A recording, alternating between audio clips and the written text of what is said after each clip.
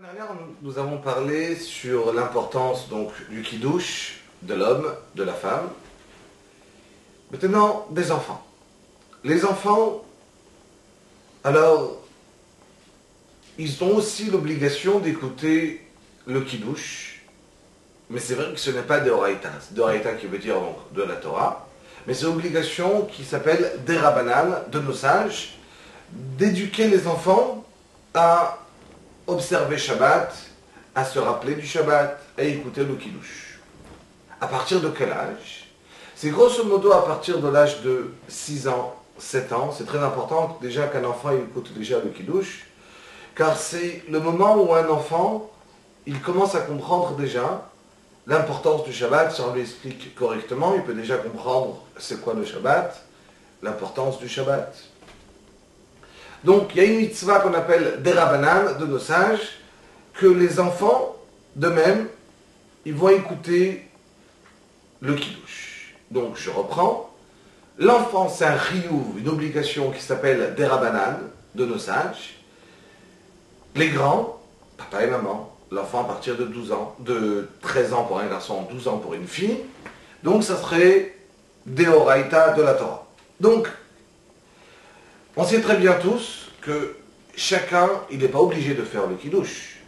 Il y a ou le père à la maison qui va faire kiddush et qui va penser acquitter toute sa famille pour le kiddush, tous les invités. Chacun qui écoute le kiddush, il doit penser à se rendre quitte du kiddush, et à ce moment-là, il est yotse, ça veut dire qu'il est acquitté du kiddush.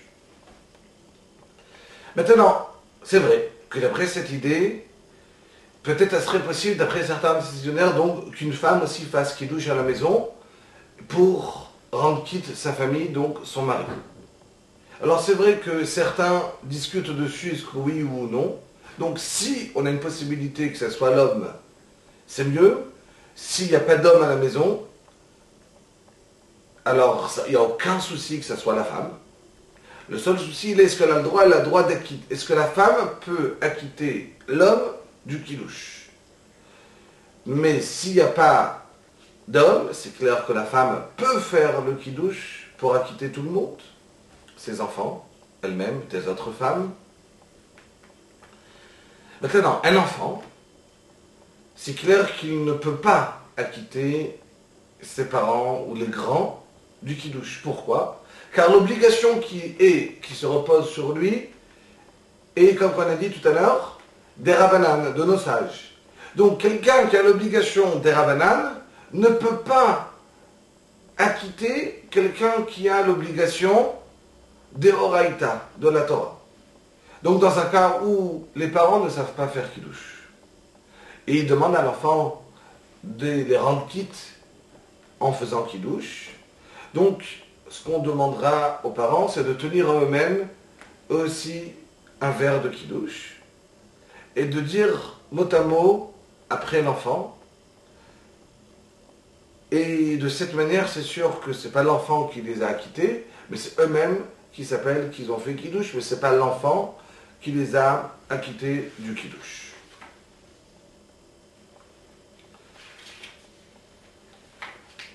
Maintenant, le temps du kiddush, c'est clair que plus tôt on va le rapprocher du moment de Shabbat, de l'entrée de Shabbat, c'est la plus grande mitzvah.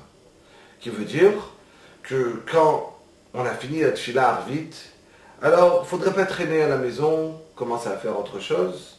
Sur place, la mitzvah, du moment qu'on rentre de la tefila, donc on a la mitzvah sur place de commencer à faire kiddush. Maintenant, c'est vrai que si, pour X raison, il n'a vraiment pas faim, parce que vous savez que depuis, en vérité, depuis vendredi après-midi déjà, on n'a pas le droit de beaucoup manger pour avoir un appétit, pour rentrer avec beaucoup d'appétit, qu'on va rentrer dans Shabbat, qu'on ait faim, qu'on mange les chavot Shabbat.